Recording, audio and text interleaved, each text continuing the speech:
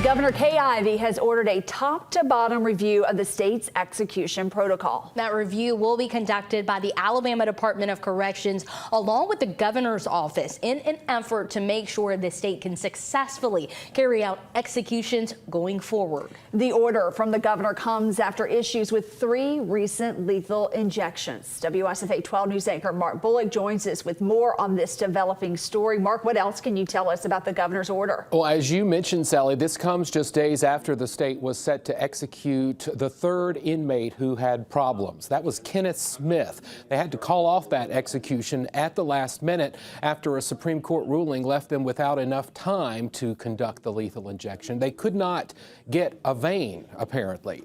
In September, another death row inmate, Alan Miller, was set to be executed. His lethal injection also called off because prison officials were unable to access a vein. And the execution of Joe Nathan James in July took 3 hours because of issues with the IV line. Governor Ivey said in a statement today, in part, quote, "For the sake of the victims and their families, we've got to get this right." She goes on to say that any issues are not the fault of the Alabama Department of Corrections or its officers. One anti-death penalty official said in order to get it right, this should be an independent investigation, however, not one conducted by the DOC. Both she and other activists are now calling for more transparency. The public needs to be able to see the process from the moment that a prisoner enters the execution chamber, and not just when they're ready to go with pumping the drugs into them.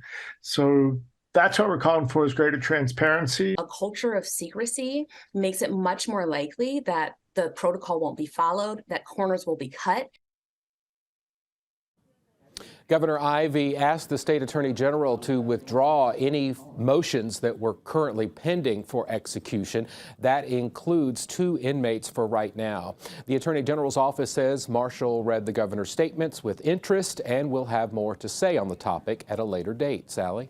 All right, Mark, the governor in her statement also said she does not buy the narrative being pushed by activists that these issues are the fault of the folks at corrections or anyone in law enforcement. Ivey said she believes that legal tactics and criminals hijacking the system are at play here.